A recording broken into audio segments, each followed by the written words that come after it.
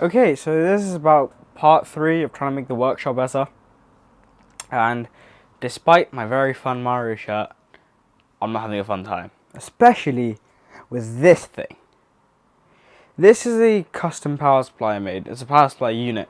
It has a 12 volt 50 amp power supply in there with a few shunts and a bunch of meters and a bunch of connection points. Let me tell you why I don't like this. First of all, look how big it is. Okay, half of this is empty space. It's not being used. Second, these meters are great, but these plug points are not. I mean, they get very, very hot, especially when I'm pushing 20 amps up to 50 amps on this one from a single plug. So I'm going to have some very high powered connectors in there. And also these cables, I mean, if I just pull on this a bit, they come out very easily. And I wasn't pulling very hard. So this needs to be fixed. Now, I haven't actually designed this, so this is going to be a very weird video because I have... That's not very good. I ordered some aluminium extrusions, so we're going to make this, but a bit more professional. I want to use a lot of the electronics inside this, and I'm going to make it up as I go. As well, most of my videos go. So first thing, I want to get this out of the way. And actually, let's get you guys to see what's actually in here. So let's disconnect my multimeter. The reason why everything's so discombobulated is because I was trying to work on a different project and I was sick of this. Okay, let's get to see what is inside here. It's held on by 2 screws. Actually, no, 3 screws.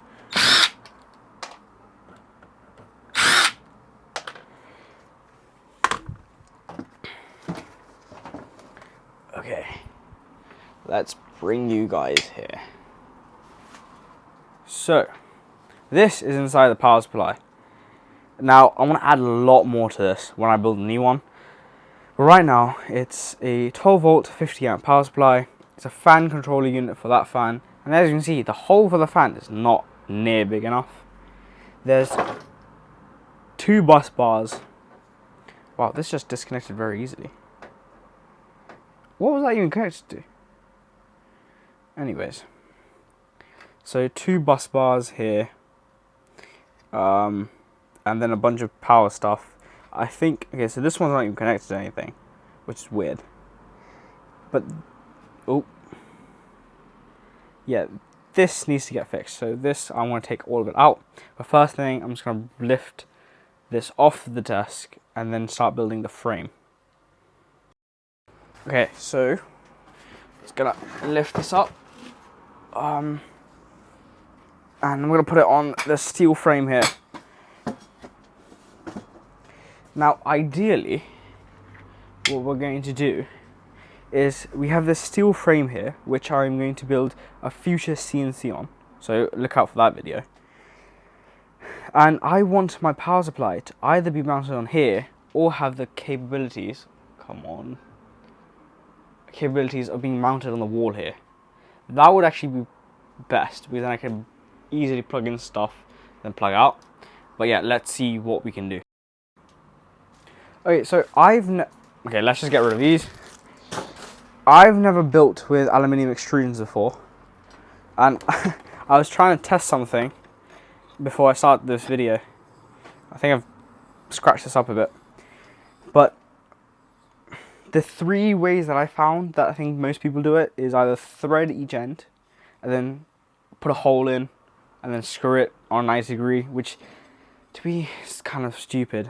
The other way is thread this end, add like those 3-way cubes, and then build it off that. Again, stupid. I don't want to keep threading stuff.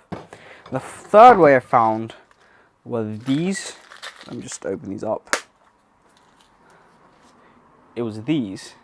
Wow, my lighting is terrible. And they're just 90-degree connectors. So let's see how these work.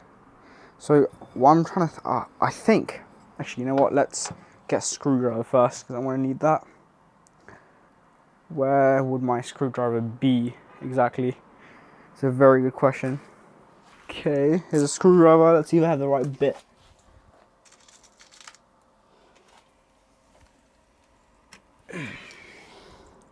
Oh, first try. Okay. So, what I think it is that we put this. Again, I haven't planned this out at all. So, if it looks a bit chaotic, that is because it is very chaotic. So these don't fit. What about these?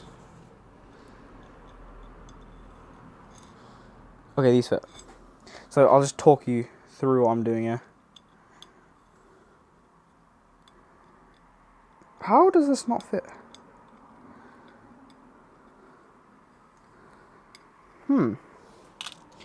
And am I sure that these don't fit? Okay. So we have these wing nuts here. Not wing nuts, I don't know what they're called. And basically all you have to do is put them in the channel. Wow, I need better lighting here. You put them into the channel here. So there it goes into the channel.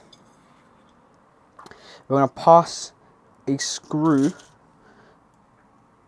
and a washer, apparently, because these screws are too small. They provided me with these screws and they're too small. Wow, that's what £7 on Amazon will get you. Come on. Okay. Put this in here. Okay, I'm gonna have to do this off camera because it's really hard to do it while showing you. So we have this threaded on now, and then all we have to do is grab another one of these aluminium extrusions and then mount them like that, and then it should be a 90-degree angle. Whew, this is a lot more effort than I was willing to put in. Okay. So I want to get 3 sides assembled, and then I'll get back to you. Okay, so I've made one corner, and something I've immediately found out, the reason probably why this doesn't work as well as I thought it would, is that I don't know if this is square or not, and I don't have a square on me. So what I want to do is, I know I flamed about threading each side of the hole, but I'm just going to have to put this on each corner. And actually it looks pretty clean as well, if you think about it, like that. So I've already threaded one of these, so I'll just thread the other. That means I have to get my thread out again. So this takes M5 bolts. So that is what I will be using. And we're going to thread this again. Yeah, now it's gripping. Don't know if you can see that. Oh god, I hate threading so much. Just please don't break the tap on me. Please. I beg of you. Don't break the tap. Don't break the tap. Don't break the tap.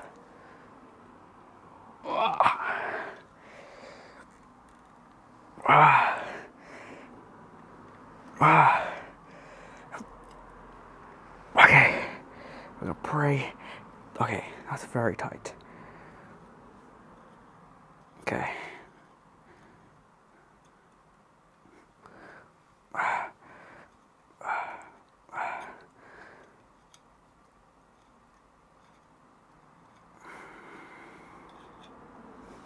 Okay. That should be good. I've accidentally loosened my screws here. Let's tighten this again.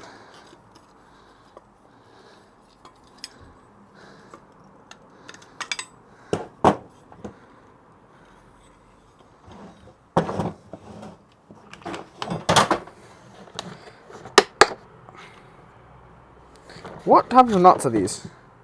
M4, so they won't work. I'll get out my M5 nuts. The M5. Put this on here. Screw it into position.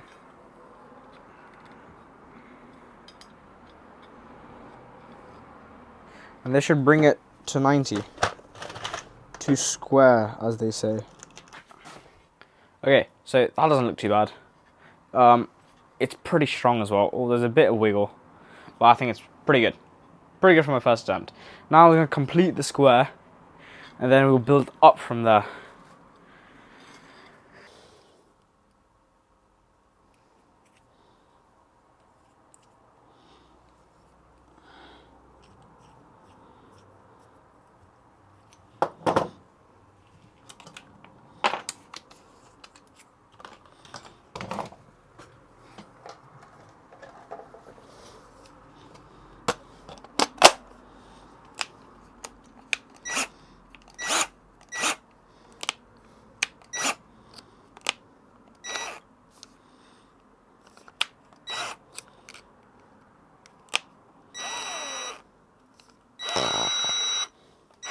Now, I know you should never do this, but I really suck at using the hand tap. So I'm just going to speed up the process and hope that this doesn't break my tap. I'm going to go really slow. Come on.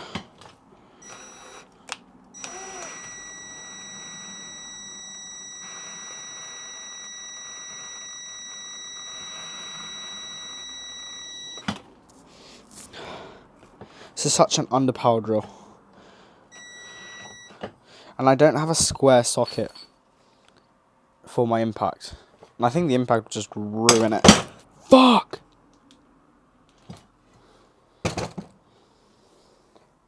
No.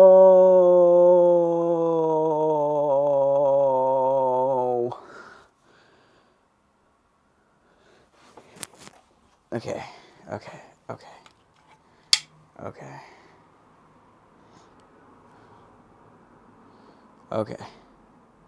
Oh my god. Oh my god. Oh my god. Oh my lord. Man. How do I take that out now? Okay, well this is useless. How do I even take that out?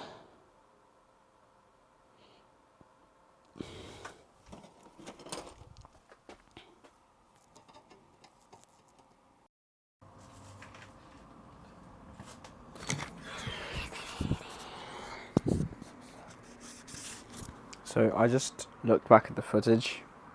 That was 100% on me. Yeah, that was completely my fault. I pushed this down. I pulled that up. It had to snap. Anyways, basically, I made a bit of a blunder. Again. Yeah. So these need to come off for a second, so I can slide in the thingamajugs, the nuts in. But before I do that, I'll tighten the inner ones. Man, I thought, oh, this is a harder project than I thought. All should be good. I can remove these now. Actually, I won't have to remove this one because I don't have a tab anymore, so I can't tab these two anymore. So I can slide for this and this.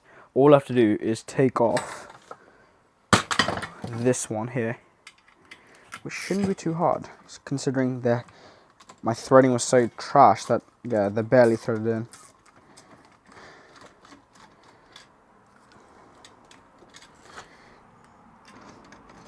I should probably watch the tutorial on how to thread and use a tap. I mean, it's kind of self-explanatory, but still I failed. Okay, now to slide in these nuts. So, one nut here. You can see this actually. I haven't looked at the camera. Yeah, you can see that. Let's just zoom in. Let's show you what I'm doing. Okay, so they're just going to sit like that, and then the beam's going to go up. As you can see, I'm kind of beaten down now because of the tap incident. Anyways, let's do this. We're gonna hope that I'll never have to loosen these again, because they're really tight now. Whew. Damn, man. Oh, I forgot about that. Thank God it didn't tip it the other way. That would have gone not so well.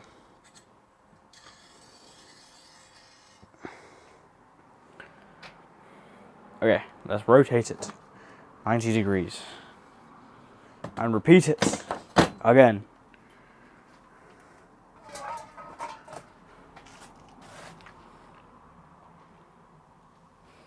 I'll probably just put this on time lapse for you guys. So we finally actually have finished the frame. It's been a few days. Broke a few tools, as you saw, but we finished the frame. As you can see, frame completely finished, flush edges, 90 degree corners, by dimension. Although I did realize that I ordered the siding to be 500 by 500, so it's going to be short on this edge. I'm probably going to have to drill and tap holes here, which I don't want to do, but we'll figure that out. So we finally finished the frame here. I just realized that this is supposed to be a 500 by 500 frame. That's how I've ordered the side paneling. But if each strut length is 500, and I've added an extra 20 on 20 each side, that's 540 by 540. So that's not good. But I'll probably just tap and hold these, and or maybe just hold some brackets, because I know the inner edge is 500 by 500. So I might just 3D print some brackets to fit that. Sorry about the noise. We've got a new 3D printer here, and we've got the old one over there. Let's get this sorted. Okay, so this is what I mean. I've ordered polycarbonate. The reason why I chose polycarbonate is that it's non-shattering. Anyone who does robotics in BEX or VEX, VRC, knows that polycarbonate is a very good plastic that doesn't shatter. Here's the problem. 500 by 500, my dimensions don't match up. I should have ordered 540 by 540. So this goes inside the edge like that. So we got aluminium on the outsides. To be honest, I think this is a happy mistake. Although it's going to be complicated to clip on, it looks really good. I'm really happy with that. Okay, so I have figured out a way to solve my plastic sheet problem for the inside of this. Let's go over the 3D printer. So I've clearly tested one, but I've printed off these stands, and they just come on, snap out like that. Just take off the support material. This is very hard to do with one hand, by the way. Now I have these T-nuts from the set of the right angle connectors. I've just put them in there, and all this goes is there's a friction fit in between there. Oh, there should be. There you go. And as you can see, this is flush here, and then the plastic sheets can be mounted directly into this hole. So what I should be able to do is grab a 6mm, a M5 screw, which I conveniently, is this M5? I want to hope that this is M5. Grab our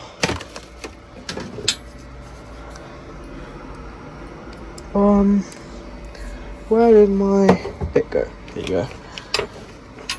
Okay, so it's very hard to do one-handed, but I'm not setting up my cameras as it is 12 AM. Okay, so I'm gonna throw that on there. I'm gonna hope that it bites down.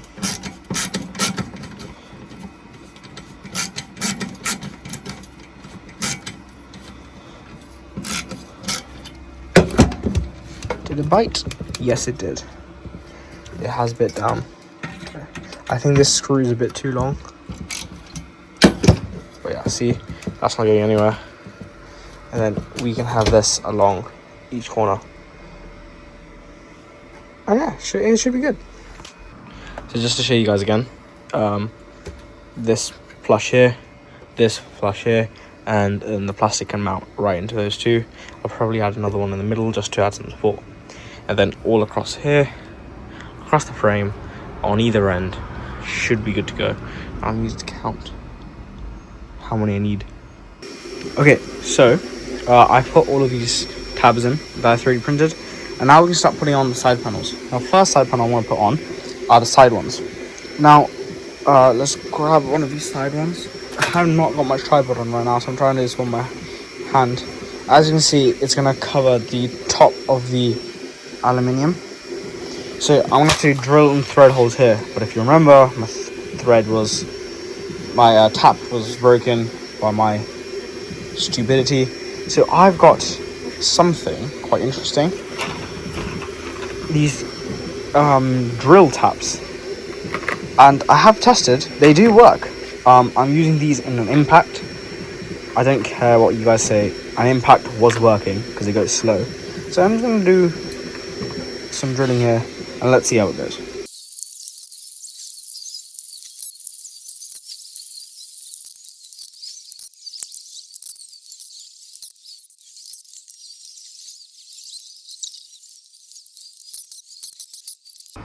So now I've drilled all the holes.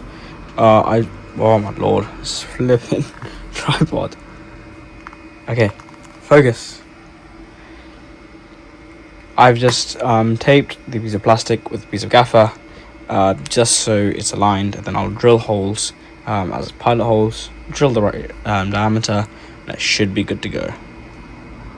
I'm not going to do that on camera because this is going to be a very tedious process. You guys don't want to see it. So now I've added all of the side walls, one at the top. As you can see here, it does need a bit of cleaning, but it's not looking too bad. Just give it a round look here. So I finally added all of the walls. Wall here, wall here, wall here. That's good. Now I'm trying to figure out where to put all my components. Power supply, I'm thinking over here. Now there's going to be a lot of room left over. That's the entire point of this build, where I can upgrade in the future, because this piece of crap had no room. So I'm going to think one 12 volt power supply over here, one 24 volt power supply over here. My relay board that I've made that I haven't shown you yet, I'll put over here. And that leaves this entire half something. Probably some, function generators or buck boost converters. I've got a bunch of buck boost converters I can put into them, which is good for, high current, variable voltage applications. I will show you the relay board in a sec. So here's the very quick relay board that I've made. It's not very complicated, so I didn't really think to make a video about it. It's just a normal relay board, 16 channel. The connections go to an MCP2071. That's this, and that is I2C connected to an ESP328. Wait, ESP8266. That's this, and this is just connected ChatGPT code, and creates a little web server that can control it through a computer on my phone. And then it will just turn on these channels. These channels can then be connected to each individual device, like my 12 volt power supply, my 24 volt power supply. So I'm not constantly running everything and consuming energy. I can just leave it on, and then this will just draw power. The only problem is this needs a 12 volt input. I don't want to be running my 50 amp 12 volt power supply just for this all the time, because this is good for very extreme circumstances. We'll figure this out in a bit and how to power that. So here, as you can see, it's not straight at all, but I don't care if it's straight. I just held it up with some gaffer tape, and then from the back here we'll drill some holes and then use the included mounting points and then just drill it straight into there. It's just an easy way of doing this. I don't know if it'll work, but let's see. So I have these. I think these are boost converters. So they don't do low voltages, but this is good. This will allow me for higher voltages with the 12 volt power supply and high current as well. Let's see what we can do with this. I'm thinking it came with these standoffs. So I'm thinking I'll just mount them down here below or something. Let's see what I can do with these. So I kind of made a very big mistake while I was mounting stuff. A very big crack occurred, which shouldn't happen. I mean, this is polycarbonate, it shouldn't do this. I'm not really sure how to solve this. I mean, if it's running all the way down, that's really bad. And it is running all the way down. I guess the best thing I can do is super glue and then some gaffer tape behind this. But yeah, that really's ruined it. So I'm connecting all of these connections here on the focus, come on the power supply to these bus bars. The reason I'm doing that is because there's only 3 connections I can do here, and here I have 1, 2, 3, 4, 5, 6, so basically 12 in total, whereas basically 3 here, 6 here. And I can even use these as anchor points, the way I'm connecting all of my power supply connections. This will also allow me to, share the current between them, so I don't blow up the motherboard here. It will just draw it continuously. So this should be able to last that 50 amps if something does pull it. I've mounted this using VHP tape, so I didn't build in screw points. So I've just mounted that here, and then this will go over here, and this will go over here, and that should be powering the board. It should be all good. And then these relays will control stuff like these over here, which are the boost converters. I have a buck converter that I'll mount over here too. Function generator, see that there? I'll mount that to this as well. So nothing is drawing power all the time, but it should be good. So as you can see here, I've wired all these up. So now we went from 3 circuits that I could have made into 6, and actually probably more than that, 10, because of these bigger standoffs. And now I can wire up some more stuff like the relays. This is going to be a long time. I also have to put a plug in here. So as you can see down here, we have a load of materials, and somewhere down here we should have, yes, okay, this is a switch that we're going to have to add, and also a power connector. So we're going to add the switch and the power connector together. Fuck, I think I was scammed. This cannot be polycarbonate. Polycarbonate doesn't shatter. I was drilling a hole for my power connector, and it just blew. It just blew this part up. So, okay, to fix this, what I'm going to do is I'm going to take this panel off, cut it all along here, and then 3D print a piece with the power connectors and switch slots there. But this should not have happened. So I just did a quick 3D print, and this is what I've done now. So this panel, so I've cut off here all the cracked parts, and this panel just places that like so, and it has cutouts for the switch and for the C14 connector. So you can see here, it sits there, and it's just a friction fit. For this one here, I'm going to screw in some screws here, and it should be good to go. So now I've screwed on the panel, that's not going anywhere. Easy to turn off the switch. I'm now just going to wire this up to this power supply. So I've quickly wired this up with some very thin gauge wire. I know I'm not going to keep it like this, but I just need to test if this works. So we're going to power this on. I'm also probably just going to get this to contact here, get this to contact anywhere, just so I can test the relay board as well. There you go. So everything's working. This is on. As you can see with the light and the sound of the fan. This is on, so it's all working good. I'm now going to wire this properly with some thicker gauge of wire. Not thicker. So as you can see, I've been pretty busy. It's looking pretty good. Here, you have the relay module. It's connected to these two boost converters. I'll add a few more stuff later. It's been powered by this 12 volt power supply that's going to these bus bars. It's powered by one C14 connector with a switch on the side. It's this that's powering the relay board will then turn on and turn off this 24 volt power supply, which I still need to figure out the wiring for. Most likely I will just link up some wires here to the power supply wires here, and then one of these wires to this relay board. That's just going well. As you see, I'm able to fit a lot more stuff into this, and the way I've made it, I'm hoping that if I build another one, I can stack it and, you know, get some more space. But I think this is going pretty well. So this is the final part of the build now. As you can see, I don't have anywhere to plug in any of my products as of now. So overnight, I printed this. It's just a junction box. So it has some holes in it for my I think these are called posts. I'm not really 100% sure. These are called posts or something. And they're just, you know, banana clips and all of that combined.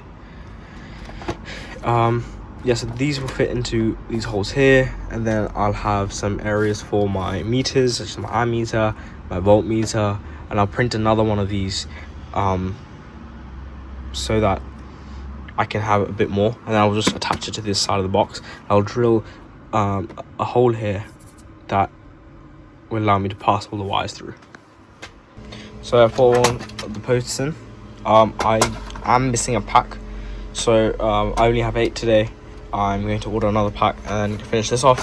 But then these are just spade connectors on either end here, so I'll just grab some wire, create a spade connector, and then run them all across to here, and then probably drill a hole into this as well. Okay, so I grabbed a hole saw and I'm going to drill it around here and then pass all my wires through here. Now I'm going to pray this doesn't crack. We've already justified that this isn't polycarbonate because it's shattering like anything, so I'm going to hope that this doesn't crack. Yeah, not gonna lie, it went pretty smoothly. I mean, yeah, there's a bit of burr, but that was really nice. This is a really sharp hole saw, and I mean, as you can see from the cut here, oh, focus, it was a really smooth cut. Okay, so this is what I have so far. I got the PWM generator, we got an ammeter up to 50 amps, we got a voltmeter for our buck boost converters. This will feed the entire thing, so the ammeter will detect everything, like all the current coming from these two bus bars, and then I'll create a secondary box that I'm printing over there right now for a low current situation, like only about 20 amps or so. So we are finally finished. Here is our final build. We have a 12 volt power supply feeding into our relay board that turns all of these modules on and off, as well as a 24 volt power supply. It's also feeding externally through this port into the connection box.